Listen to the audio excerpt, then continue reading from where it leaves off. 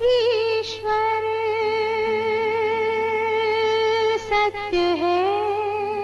यह एक ऐसी फिल्म थी जिसने तन की बजाय मन की सुंदरता को रुपहले पर्दे पर इस तरह परिभाषित किया कि समाज में एक मिसाल कायम हो गई। सत्य ही शिव है। महान शोमैन राज कपूर की इस फिल्म ने भारतीय सिनेमा जगत को उस मोड़ पर ला खड़ा किया जहां नग्नता और सुंदरता की परिभाषाओं का अंतर तय हो रहा था। शिव ही सुंदर है। यह फिल्म बेहद लोकप्रिय हुई और इसके गाने तो सुपरहिट रहे। सत्यम शिवम सुंदरम। चंचल शीतल निर्मल कोमल संगीत की देवी। और भरे पनघट पे मोहि नटखट शाम सताए। इतना ही नहीं, इसने कई अवार्ड भी जीते। लेकिन क्या आप जानते हैं कि शुरुआत में इस फिल्म को कई टॉप की अदाकाराओं ने रिजेक्ट कर दिया था। क्या आपको मालूम है कि इस फिल्म को दिखाने के लिए निर्माता राज कपूर को देश के सर्वोच्च न्यायालय तक का दरवाजा खटखटाना पड़ा था। और क्या आप सोच सकते हैं कि यह एक ऐसी कहानी थी जिसने फिल्माए जाने के लिए 20 साल तक इंतजार किया। इसे राज कपूर की जिंदगी का सबसे बड़ा जुआ माना जाता है, जिसमें करोड़ों रुपए और यहां तक कि उनका शोमैन कहलाना भी दांव पर लग गया था। जानेंगे और भी बहुत कुछ, बस बने रहिए हमारे साथ। नमस्कार, आप देख रहे हैं ड्रामा सीरीज इंडियन और मैं हूं धीरज। विश्वाधारं गगन सदृशं मेघवर्णं शुभांगं। 1978 में रिलीज हुई सत्यम शिवम सुंदरम एक ऐसी फिल्म थी जिसके बनने की कहानी इतनी अनोखी है कि उस पर भी एक फिल्म बन सकती है। सत्यम शिवम सुंदरम सुंदरम। इस फिल्म ने दर्शकों पर गहरी छाप छोड़ी थी और इसके गानों ने सफलता के सारे रिकॉर्ड तोड़ दिए थे। चंचल शीतल निर्मल कोमल संगीत की देवी। लेकिन कई किस्से ऐसे हैं जो अचरज पैदा करते हैं कि इतनी विपरीत परिस्थितियों में आखिर यह फिल्म बनी कैसे। आइए डालते हैं इस फिल्म की मेकिंग पर एक नजर। हिंदी सिनेमा के ओरिजिनल शोमैन कहे जाने वाले राज कपूर साहब ने सन 1973 में आई किशोर दिलों की प्रेम कहानी बॉबी की जोरदार सफलता के कई वर्षों बाद अपने उस ड्रीम प्रोजेक्ट को पूरा करने की कोशिश की जिसका सपना उन्होंने लगभग 20 साल पहले देखा था। दरअसल 1950 के दशक में राज कपूर साहब एक फिल्म बनाना चाहते थे जिसका टाइटल था सूरत और सीरत। इस शोमैन की बेटी रितु नंदा ने अपनी किताब राज कपूर स्पीक्स में अपने पिता के हवाले से कहा था कि 50 के दशक में लता मंगेशकर जी के सुबह के घंटों के रियाज से उन्हें अलौकिक शांति मिलती थी। बकौल राज कपूर, मैं अपनी आंखें बंद करके एक ट्रांस में चला जाता था। मैं एक मधुर आवाज वाली साधारण लड़की के बारे में फिल्म बनाना चाहता था जिसके प्रति एक युवा सुंदर हीरो आकर्षित होता है। मैंने लता जी को इसमें अभिनय करने के लिए कहा था। वह मान भी गई थीं, लेकिन बाद में पीछे हट गईं। मीडिया रिपोर्ट्स की माने तो राज कपूर साहब ने अपने सहायक के साथ इस कहानी को डिस्कस करते हुए यह कह दिया था कि यह कहानी एक अगली यानी बदसूरत लड़की के खूबसूरत दिल और मधुर आवाज पर आधारित है। इस बात का पता चलने पर लता मंगेशकर जी नाराज हो गई थीं और उन्होंने फिल्म में काम करने से इनकार कर दिया था। 2 दशक बाद राज कपूर सत्यम शिवम सुंदरम के साथ इस विषय पर लौट आए। शुरुआत में उन्होंने अपनी ही फिल्म बॉबी से फिल्मों में कदम रखने वाली डिम्पल कपाड़िया को उनके पति राजेश खन्ना के साथ कास्ट करने के बारे में सोचा, लेकिन परिवार के लोगों ने कहा कि जब एक सुपरस्टार शशि कपूर घर में ही मौजूद है तो बाहर पैसे क्यों खर्च करने। फिर उन्होंने फीमेल स्टार कास्ट के मुख्य भूमिका के लिए विद्या सिन्हा को अप्रोच किया, जो अपनी फिल्मों रजनीगंधा और छोटी सी बात से चर्चा में आई थी। लेकिन इस अभिनेत्री ने अपनी व्यस्तता का हवाला देते हुए इनकार कर दिया। राज कपूर के ऑपोजिट फिल्म सपनों का सौदागर से हेमा मालिनी को बॉलीवुड में उतरने का मौका मिला था। उसी फिल्म में इस अदाकारा को ड्रीम गर्ल का टैग भी मिला था, जो उनके साथ पूरी उम्र चिपका रहा। सब औरतों को माँ समझ लेगा तो ब्याह किससे करेगा? लेकिन उन्होंने भी इस फिल्म से पल्ला झाड़ दिया। कहा तो यहाँ तक जाता है कि राज कपूर साहब ने हेमा मालिनी को ग्रामीण लड़की का कॉस्ट्यूम देकर स्क्रीन टेस्ट के लिए तैयार होने को कहा था, लेकिन हेमा मालिनी ड्रेसिंग रूम से ही चुपके से भाग निकली थीं। बाद में यह ऑफर भारतीय मूल की पॉप और जैज सिंगर आशा पुथली को भी दिया गया था, लेकिन उन्होंने भी अपनी सिंगर करियर पर ही ध्यान देना बेहतर समझा। राज कपूर साहब ने तय किया कि हीरोइन की तलाश के लिए एक बड़ा ऑडिशन रखवाया जाए। इस बीच जीनत अमान को पता चला कि राज कपूर एक ऐसी हीरोइन की तलाश में हैं जिसे कुरूप दिखने और छोटे कपड़े पहनने से कोई ऐतराज न हो, तो उन्होंने आर.के. बैनर की कुछ फिल्में देखी और पहुंच गई स्टूडियो। वहां उन्होंने मेकअप रूम से ग्रामीण लड़की का कॉस्ट्यूम लेकर पहना और टिश्यू पेपर से एक गाल पर जले का निशान बनाकर सीधे राज कपूर साहब के चैम्बर का दरवाजा खटखटा दिया। कहते हैं जब राज कपूर साहब ने अंदर से पूछा कौन है, तो जीनत अमान दरवाजा खोलते हुए उनके सामने आईं और कहा, आपकी फ्यूचर हीरोइन। राज कपूर साहब जीनत अमान के गेटअप और मेकअप से इतना प्रभावित हुए कि उन्होंने फौरन फोन करके अपनी पत्नी कृष्णा को बुलवाया, जिन्होंने नई फाइनल हुई हीरोइन को शगुन के तौर पर सोने का सिक्का दिया।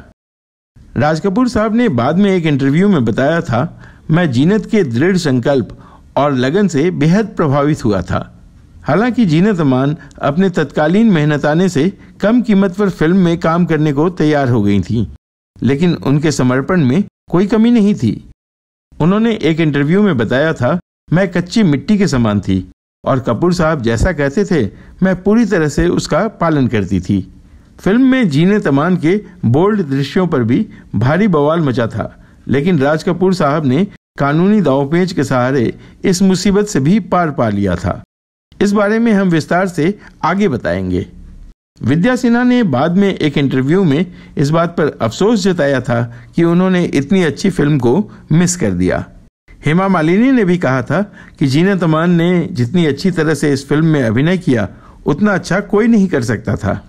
राज कपूर साहब को ऑडिशन की अपनी इच्छा को पूरा करने का मौका मिला हीरोइन के बचपन का किरदार निभाने वाली किशोरी की तलाश में। उन्होंने करीब 100 लड़कियों का ऑडिशन लिया और उनकी खोज पूरी हुई पद्मिनी कोल्हापुरे पर आकर। यशोमती मैया से बोले नंदलाला। पद्मिनी उस समय 13 साल की थी और उभरती हुई बाल कलाकार थी। 1973 में आई फिल्म यादों की बारात के एक गाने में शामिल होकर अपने फिल्मी करियर की शुरुआत करने वाली पद्मिनी 1975 में देवानंद की फिल्म इश्क इश्क इश्क में जीनत अमान के साथ काम कर चुकी थीं। उस पहाड़ी के पीछे हमारा होटल है, वहाँ सब लोग आते हैं, तुम भी आना। ठीक है, हम आएंगे। हम तुम्हारे होटल में अपनी दोस्त मीनू से मिलने जरूर आएंगे। हाँ? बाद में उन्होंने पद्मिनी को अपनी 1982 में आई फिल्म प्रेम रोग में लीड रोल में कास्ट किया था। ये गलियां ये चौबारा, यहाँ आना ना दोबारा। जब अभिनेताओं की लागत कम हो गई तो राज कपूर साहब ने फिल्म की शूटिंग पर खर्च करने में कोई कमी नहीं की। उस जमाने में फिल्म को बनाने में करीब 1.5 करोड़ रुपए खर्च हुए थे। उन्होंने सत्यम शिवम सुंदरम को महाराष्ट्र के लोनी में अपने फार्म हाउस में फिल्माया था। राज कपूर का मानना था कि प्रवर नदी से निकटता के कारण यह स्थान उनके लिए भाग्यशाली था। उन्होंने उस दौर में 6 लाख रुपए खर्च करके वहां एक विशाल मंदिर बनवाया था जिसमें हीरोइन पूजा करने आती हैं।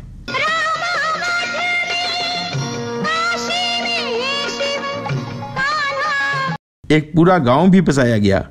राज कपूर साहब का तर्क था कि अगर रियल लोकेशन पर शूटिंग होती है तो स्थानीय लोग फिल्मी सितारों की तरफ देखने लगते हैं, जो कि ठीक नहीं लगता। गांव बसा तो उसके निवासी भी बुलाए गए। राज कपूर साहब ने मुंबई फिल्म इंडस्ट्री से लगभग सभी एक्स्ट्रा कलाकारों को बसों और ट्रकों में भरकर बुलवा लिया। उन्होंने हर एक्स्ट्रा कलाकार को यूनियन रेट पर यानी चालू मेहनताने से 3 गुना पेमेंट किया। फिल्म की शूटिंग में खर्च इसलिए भी बढ़ रहा था कि राज कपूर ने फिल्म में लाइटिंग व फिल्टर का बहुत कम इस्तेमाल किया।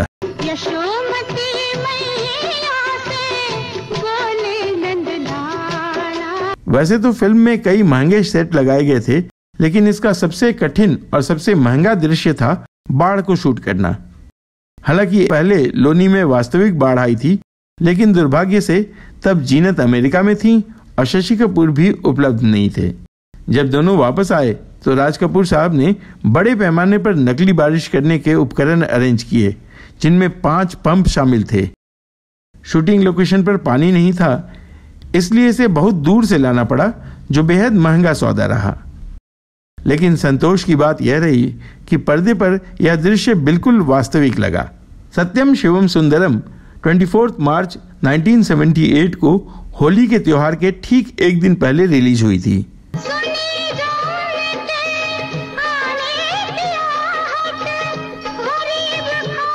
फिल्म 6 कैटेगरी में फिल्म फेयर पुरस्कार के लिए नॉमिनेट हुई थी और 2 कैटेगरी में इसे पुरस्कार मिले थे। फिल्म के कैमरामैन राधु कर्माकर को सर्वश्रेष्ठ फिल्मांकन के लिए उस साल का फिल्म फेयर अवार्ड मिला था। इस फिल्म की संगीतकार जोड़ी लक्ष्मीकांत प्यारेलाल को इसके मधुर गीतों के लिए उस वर्ष का सर्वश्रेष्ठ संगीत का फिल्म फेयर पुरस्कार भी मिला था।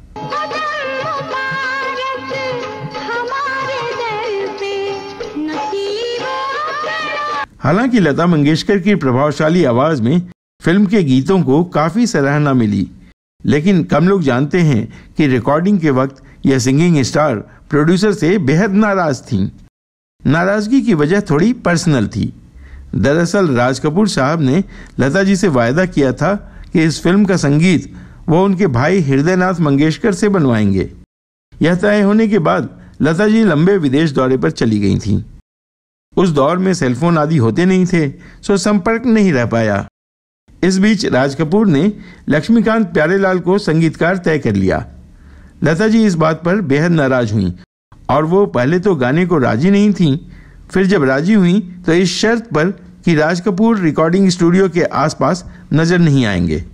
हालांकि इस शर्त के बावजूद राज कपूर साहब टाइटल सॉन्ग की रिकॉर्डिंग के वक्त वहां पहुंच गए, लेकिन लता जी ने एक शब्द नहीं कहा।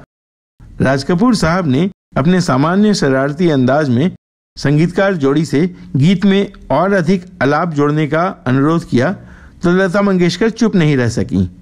उन्होंने चुटकी लेते हुए कहा, अगर राज कपूर जी ने एक और बार कहा तो वह गाने को सिर्फ आलाप से ही भर देंगी। वैसे भी इस गीत में बहुत सारे आलाप हैं।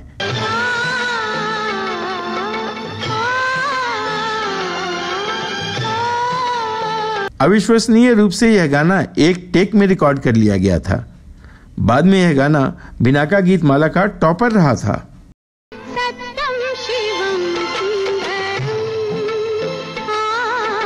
आरके बैनर के पुराने गायक मुकेश जी के लिए शुरुआत में कोई गाना नहीं प्लान किया गया था। जब राज कपूर साहब को इस बात का अंदाजा हुआ तो उन्होंने 2 सीक्वेंस इनके लिए तैयार करवाए। पहले यानी ड्रीम सीक्वेंस का गाना मुकेश जी की मधुर आवाज में रिकॉर्ड हुआ।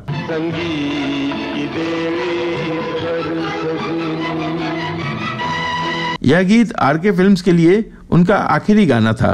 दरअसल मुकेश जी को एक कार्यक्रम के सिलसिले में अमेरिका जाना था। यह तय हुआ कि जब वो अपने दौरे से वापस आएंगे तो इसे रिकॉर्ड किया जाएगा, लेकिन उसी दौरे में अमेरिका में ही मुकेश जी को हार्ट अटैक आया और उनका निधन हो गया। बाद में उनके बेटे नितिन मुकेश ने उनकी जगह दूसरा गाना गाया।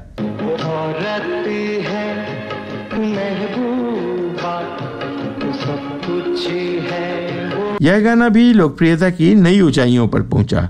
सत्यम शिवम सुंदरम का एक गीत बेहद लोकप्रिय हुआ था, यशोमती मैया से बोले नंदलाला। राधा क्यों गोरी मैं क्यों काला। यह गीत फिल्म में मन्ना डे साहब और लता मंगेशकर जी ने मिलकर गाया था। यशोमती मैया से बोले नंदलाला। यह पंडित नरेंद्र शर्मा का लिखा एक प्रसिद्ध भजन है, जिसे फिल्म में काफी प्रसिद्धि मिली थी और इसे पूजा पाठ में भजन के तौर पर बजाया भी जाता है।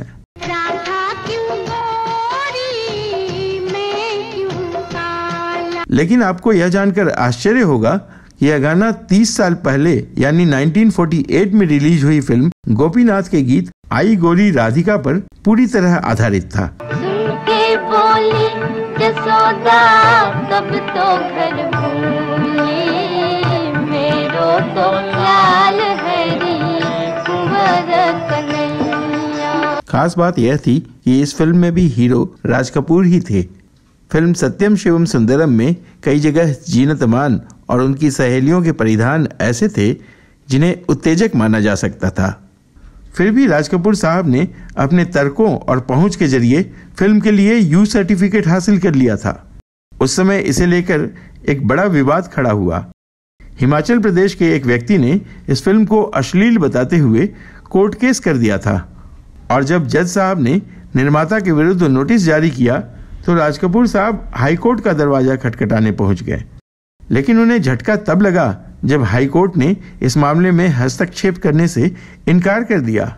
हारकर प्रोड्यूसर सुप्रीम कोर्ट पहुंचे, जहां से उन्हें राहत मिली। सर्वोच्च अदालत ने राज कपूर साहब और सेंसर बोर्ड के फैसले को सही ठहराते हुए मामला खारिज कर दिया। अब बताते हैं इस फिल्म से जुड़ी कुछ कम चर्चित लेकिन दिलचस्प बातें। इस फिल्म को राज कपूर की पहली फिल्म यानी 1948 में ही आई आग का रीमेक भी माना जाता है, लेकिन कई बदलावों के साथ। कम लोगों को पता होगा कि राजेंद्र कुमार के पुत्र कुमार गौरव इस फिल्म में सहायक निर्देशक थे, लेकिन फिल्म के क्रेडिट रोल में उन्हें मनोज कुमार का नाम दिया गया था। फिल्म की शूटिंग के दौरान कुमार गौरव और राज कपूर की बेटी रीमा के बीच निकटता काफी बढ़ गई थी और दोनों की सगाई भी हो गई थी, लेकिन बाद में उनकी सगाई टूट गई। जब इस फिल्म की शूटिंग हो रही थी उन दिनों शशि कपूर साहब बहुत व्यस्त थे। राज कपूर साहब को डेट लेने में दिक्कत हो रही थी और शशि कपूर ने उन्हें अपने सेक्रेटरी से डेट्स डील करने को कहा था। राज कपूर बेहद खफा हुए और तभी से वे अपने भाई शशि कपूर को टैक्सी बुलाने लगे। इस फिल्म की शूटिंग राज कपूर साहब के जिस फार्म हाउस पर हुई थी, लगभग 15 साल बाद उनके बेटे राजीव कपूर ने अपनी पहली फिल्म निर्देशित की प्रेम ग्रंथ। इसके लिए शम्मी कपूर, ऋषि कपूर और माधुरी दीक्षित के साथ वहां शूटिंग की गई थी।